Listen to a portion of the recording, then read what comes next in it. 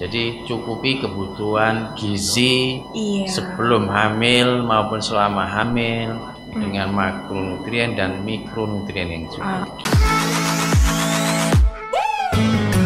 Assalamualaikum warahmatullahi wabarakatuh. Rumah Sakit Umum Daerah Kabupaten Jombang mempunyai inovasi pelayanan yaitu talk show Humas Menyapa, di mana dokter spesialis dan subspesialis memberikan sosialisasi dan edukasi kepada masyarakat Kabupaten Jombang dan sekitarnya. Semoga dengan adanya acara talk show Humas Menyapa Rumah Sakit Umum Kabupaten Jombang bisa memberikan manfaat dan keberkahan kepada kita semuanya. Informasi hari ini, Humas RSUD Jombang menyapa, bincang-bincang dengan Dr. Joko Pratomo, SPOG. Dokter Spesialis Obstetri dan Ginekologi RSUD Jombang. Membahas tentang diabetes mellitus gestasional. RSUD Jombang. Kami melayani dengan sepenuh hati. Assalamualaikum warahmatullahi wabarakatuh. Selamat siang. Berjumpa lagi dengan saya Genta Prayoga dalam acara Humas RSUD Jombang Menyapa. Kali ini saya ditemani seorang narasumber.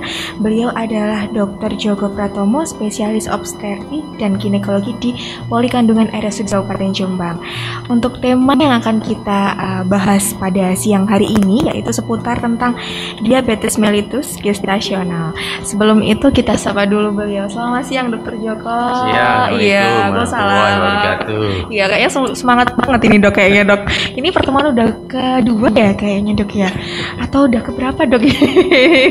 Udah kehitung ya dok ya. Dokter sebelumnya terima kasih karena sudah meluangkan waktu ya untuk mengisi acara kita ya dok ya. Dok, seperti yang saya sampaikan tadi di awal bahwa kali ini kita akan membahas tentang diabetes mellitus gestasional. Nah, sebenarnya kenapa sih dok kok tertarik mengangkat topik pada siang hari ini terkait ini? Ya, terima kasih. Iya. Mbak Gia. Jadi kenapa tertarik ya? Karena memang satu angka kejadian itu tetap makin lama makin tinggi. Dari waktu ke waktu ya makin tinggi. Mungkin bisa sekitar 3-5% dari seluruh kehamilan. Oke. Nah, kejadian akhir-akhir ini makin meningkat. Kenapa? Karena memang insiden atau kejadian orang-orang yang obes, akhir-akhir ini kan juga meningkat. Jadi banyak orang yang mungkin cara makannya atau aktivitasnya, sehingga kejadian obesitas baik pada laki-laki maupun perempuan juga meningkat. Nah, otomatis dengan meningkatnya orang yang obesitas itu akan berisiko nanti terjadinya kehamilan dengan diabetes. Mellitus ini ya. Padahal ya risiko pada bayi maupun ibunya juga cukup tinggi. Makanya ini ya penting untuk diketahui oleh kita semua. Iya, karena memang sangat penting juga ya dok ya. Nah sebenarnya diabetes mellitus gestasional ini apa sih dok? Jadi, penyakit yang seperti apa? Jadi ada diabetes yang terjadi sebelum hamil. Iya, kita kan biasanya sakitnya DM nih, diabetes mellitus gitu ya. Nah, diabetes yang terjadi sebelum hamil itu bisa sejak kecil, mungkin bisa jadi sejak anak-anak ya, atau mungkin setelah dewasa. Tapi ada juga yang diabetes itu munculnya hanya ketika hamil. Nah, ini salah satunya. Nah, ini makanya kita sebut sebagai diabetes mellitus gestasional. Nah, yang munculnya adalah ketika hamil. Jadi hamil menyebabkan komplikasi. Salah satunya komplikasi adalah diabetes. Oke, berarti diabetes mellitus gestasional ini munculnya pada saat hamil ya dokter ya. Oke. Nah, umumnya DMG ini atau diabetes mellitus gestasional ini terjadi atau paling sering dialami pada usia berapa minggu kehamilan dok ya? Kalau kejadiannya itu ya bisa sejak kehamilan awal. Gitu ya dok. Jadi cuma kalau pada orang-orang yang berisiko itu misalnya kelihatan orangnya gemuk, ini dok kayaknya dok. Nah, itu sejak awal kita lakukan screening. Sehingga mungkin pada saat screening sejak awal itu di trimester 1 sudah terdeteksi DM gestasional. Tapi sebenarnya nanti kalau misalnya negatif, dilakukan screening lagi pada usia sekitar 24 minggu sampai 24 minggu. Jadi ketika pada 24 minggu, 28 minggu itu positif, ya itu terjadinya di situ. Jadi sebenarnya kalau orang-orang yang risiko rendah, mungkin screeningnya ya di awal, tapi kemungkinan pastinya itu di 24 sampai 24 weeks. Nah, tadi kan dengan cara adanya tes screening awal ya dokter. Nah, itu tes screening awal itu meliputi apa saja yang harus kita lakukan untuk mendeteksi bahwa seseorang ini mengalami DMD ini, dok? Ya dari anamnesis ya. Jadi mungkin dari wawancara kita kepada pasien. Misalnya ada riwayat bahwa dulu pernah hamil, misalnya hamil keguguran, sering keguguran, atau tiba-tiba prematur, misalnya, atau tiba-tiba bayi mati di dalam kandungan. Jadi hal yang semacam itu mungkin dari gaya hidupnya, pola hidupnya nih. Jadi berat badan semakin meningkat. Nah itu kan dari anamnesis. Dari situ nanti kita screening awal. Screening awalnya ya di trimester 1 sebenarnya. Maka sekarang ketika ibu hamil berkunjung ke Vaskes 1, di puskesmas terutama ya, di puskesmas itu akan selalu dilakukan pemeriksaan laboratorium. Sebagai screening awal, salah satu adalah dengan pemeriksaan gula darah sewaktu. Jadi pasti itu nanti ketika ANC terpadu, salah satu pemeriksaan adalah pemeriksaan laboratorium dari darah. Juga air kencing sebenarnya. Tapi dari darah itu nanti akan ketahuan berapa gula darah sewaktunya, kadar glukosanya.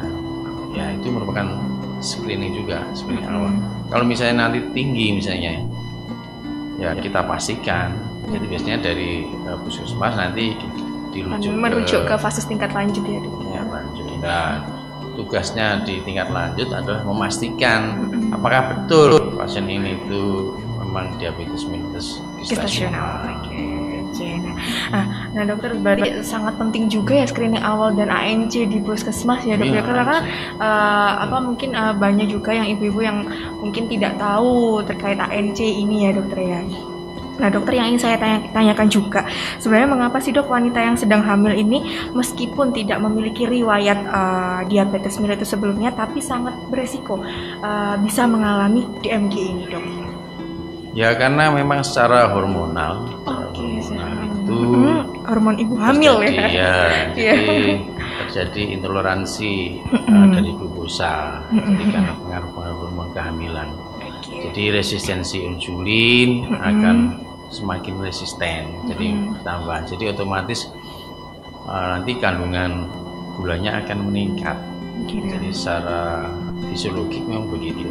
Cuma kita ya harus memberikan edukasi kepada semua ibu hamil, kepada masyarakat, supaya bahwa bagaimana risiko untuk terjadinya diabetes mellitus gestasional itu bisa dikurangi atau dikendalikan.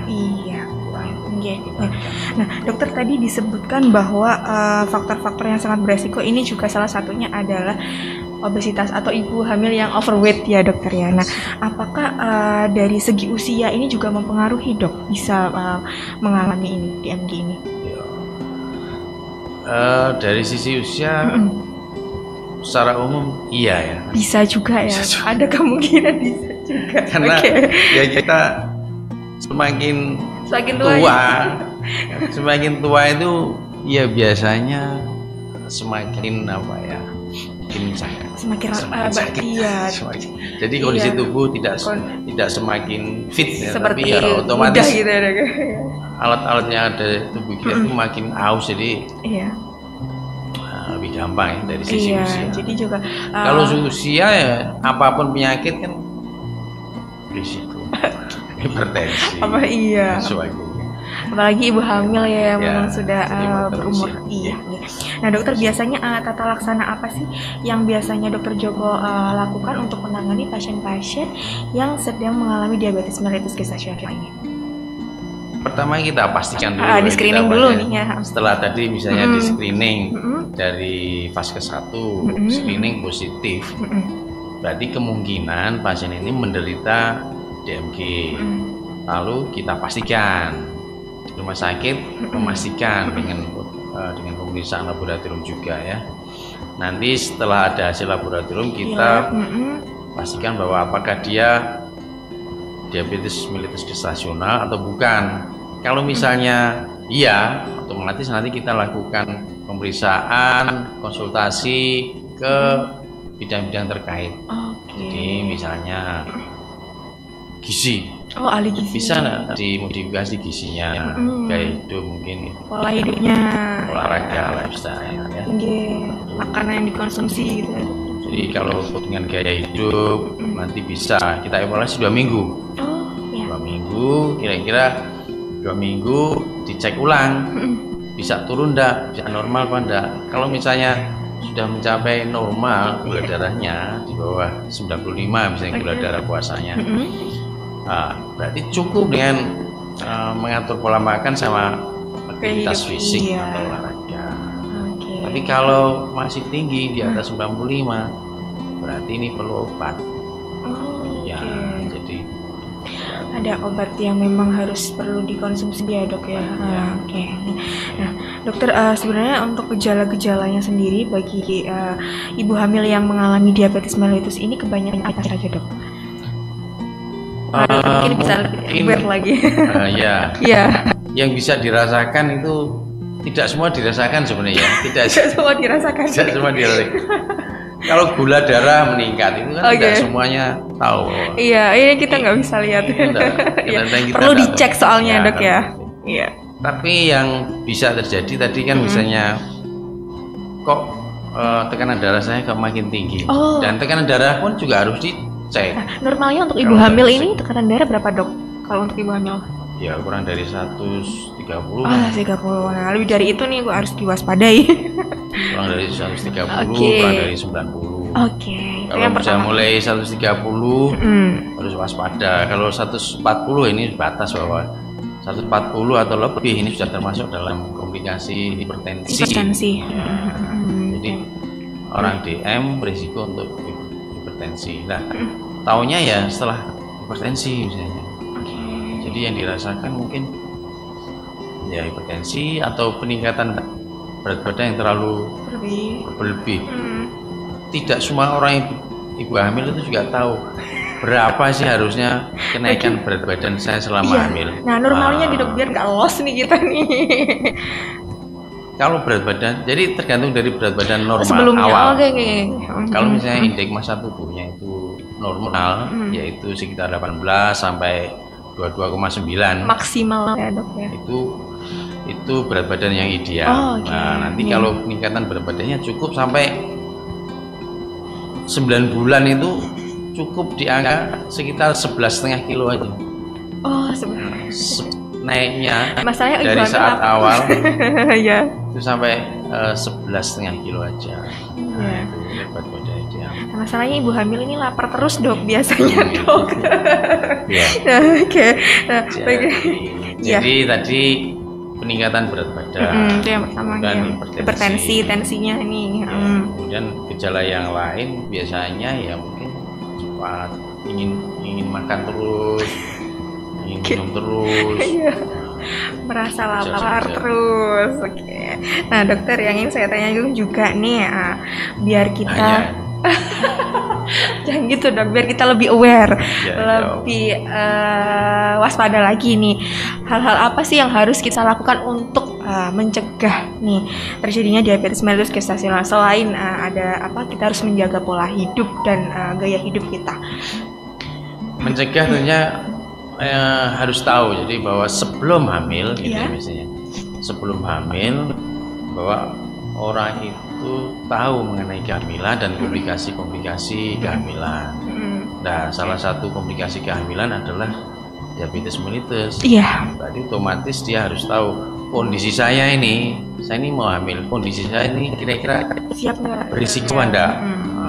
Supaya mengurangi risiko, ya kendalikan dulu. Supaya misalnya berat badan yang terlalu tinggi dikendalikan dulu, tensi yang terlalu tinggi kendalikan dulu. Jadi ada konseling sebelum hamil.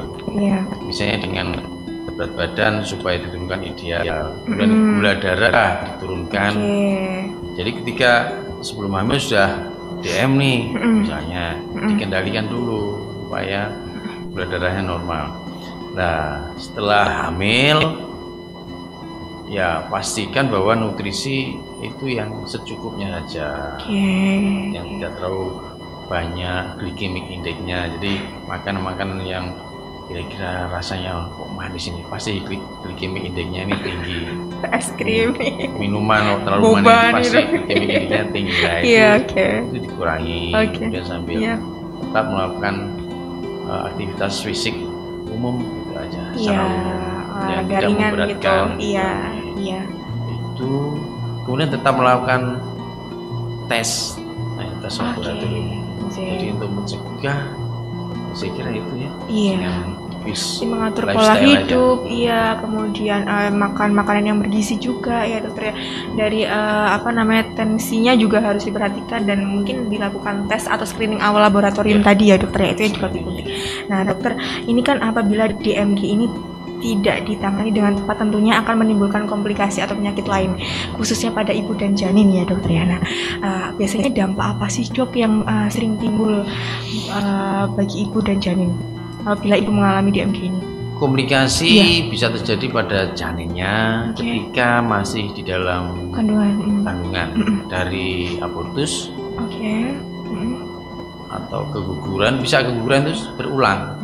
Jadi orang-orang yang sering keguguran itu bisa karena ini salah satunya gula darah yang tidak terkontrol, atau lahir prematur.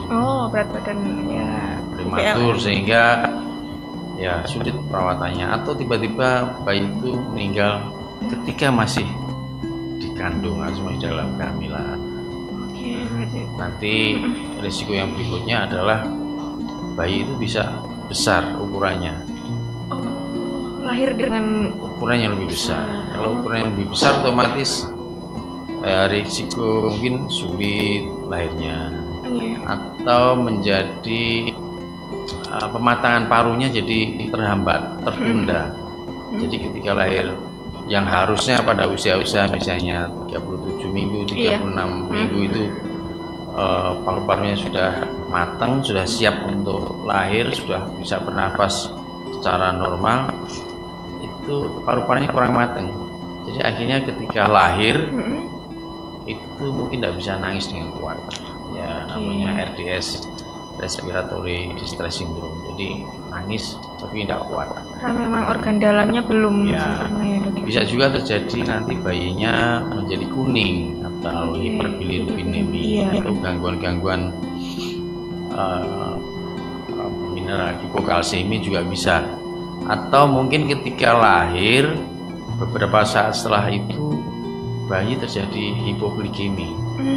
Nah kalau hipoglikemi tidak tertolong ini bisa meninggal juga kalau tidak diketahui. Berarti memang sangat-sangat resiko ya dok ya. Itu dari bayi. Untuk bayi. Bisa juga ada kelainan bawaan. Misalnya kelainan bawaan itu bisa di jantungnya atau di susunan saraf pusatnya, sistem sarafnya. Nah, jadi kelainan pada bayi, cacat. Cacat lahir ini. Itu dari sisi bayi. Dari sisi ibu sendiri, diabetesnya ini akan nantinya akan bisa menjadi menetap. Bisa ke diabetes tipe lanjut ya dok berarti ya. Jadi nanti artinya setelah melahirkan akhirnya ya lanjut menjadi diabetes. Padahal tadinya enggak ada diabetes. Iya betul. Bisa juga komplikasi yang lebih lanjut itu menjadi hipertensi misalnya. Nah belum komplikasi ketika hamil itu. Jadi bisa juga kan orang yang diabetes itu bisa terjadi komplikasi hipertensi dari campuran, ya diabetes, ya darah tinggi, ya dari darah tingginya itu bisa stroke juga. Jadi berarti memang DMG ini sangat berdampak sekali ya bagi ibu dan janin ya dokter ya. Nah dokter Joko, yang ingin saya tanyakan juga, apakah DMG ini bisa disembuhkan dok? Kalau bisa disembuhkan itu ya tadi upaya bagaimana untuk cara supaya tidak sampai terjadi komplikasi yang menetap. Pencegahan tadi ya dok ya. Jadi kalau misalnya sudah terdiagnosis diabetes mellitus gestasional, tadi kan diterapi dengan gaya hidup, pola makan, aktivitas fisik. Kalau tidak cukup harus dikasih insulin. Jadi obat gula yang aman untuk ibunya dan bayinya terutama itu adalah insulin. Nah, jadi setiap orang hamil yang ada komplikasi diabetesnya harus mendapatkan insulin. Nah, insulin itu karena itu lebih aman ya dokter. Nah, harapannya nanti akan terkendali gulanya. Targetnya kan tadi kurang dari 95 gulanya kalau ketika puasa. Ya. Kalau misalnya gulanya dengan dosis misalnya yang rendah, insulin itu belum bisa menurunkan sampai normal, ya dosisnya dinaikkan sampai tercapai. Sehingga harapannya ibu-ibu itu dalam tanda petik patuh terhadap pengobatan agar terkendali. Kalau sudah terkendali, harapannya nanti tidak sampai pada komplikasi-komplikasi yang lebih lanjut, baik pada bayinya maupun janin, dan juga harapannya nanti ketika sudah melahirkan itu tidak sampai menetap. Makanya orang yang habis melahirkan harus tetap dipantau selama mungkin 4 atau 6 minggu atau sampai 12 minggu setelah melahirkan itu harus dipantau apakah DMG-nya itu berlanjut apa enggak. Jadi tetap harus mendapatkan pengobatan setelah melahirkan. Berarti tidak hanya berhenti pada saat hamil aja ya, bahkan setelah melahirkan perlu dipantau lagi ya dokter ya. Itu untuk kepentingan ibunya ya. Iya. Nah dokter, untuk saat ini ya yang kasus yang paling sering ditangani di poli kandungan di RSUD Jombang ini paling banyak apa dok? Ya masih pada kasus-kasus rujukan ya, karena karena ya rumah sakit rujukan rujukan tinggi B ya. Betul. Dan memang kita selalu mengedukasi kepada Paskes 1 bahwa kalau ada kasus-kasus yang sulit atau memang perlu dirujuk harus dirujuk, terutama kasus preeklamsi ya. Jadi hamil dengan komplikasi darah tinggi. Ini pun darah tinggi itu bisa terjadi sebelum hamil atau betul-betul setelah hamil. Jadi itu angkanya pun masih cukup tinggi ya. Kehamilan dengan risiko komplikasi hipertensi. Itu jadi, paling angka itu cukup banyak di poli kita. Kemudian yang lain-lain itu termasuk salah satunya adalah diabetes mellitus DMG ini ya dokter ya. Baik dokter Joko. Baik dokter, ini sebelum acara ini kita tutup nih ya dokter, mungkin ada harapan atau mungkin kesan yang ingin dokter Joko sampaikan kepada mungkin masyarakat di luar sana. Monggo silakan nih dok. Terima kasih. Sekalian mungkin promosi juga nggak apa-apa ya. Baik monggo. Bapak Ibu semua, jadi kehamilan itu suatu hal yang sangat kita harapkan. Betul. Nah, ketika kita ingin mengharapkan generasi kita itu lebih baik dari generasi saat kita, ketika generasi yang mendatang itu lebih baik dari kita, tentu perlu persiapan bagaimana mempersiapkan generasi yang lebih baik. Persiapan itu dimulai sejak sebelum hamil. Ya, jadi sejak sebelum hamil. Jadi ketika sebelum hamil kita siapkan, kita secara fisik maupun secara psikis harus betul-betul siap. Dari sisi fisik, pastikan bahwa kita tidak menderita penyakit kencing manis. Ataupun kalau memang ada penyakit kencing manis, pastikan bahwa gula darahnya itu terkontrol ya, gula darahnya terkontrol. Setelah itu, setelah terkontrol baru kita melakukan program kehamilan itu.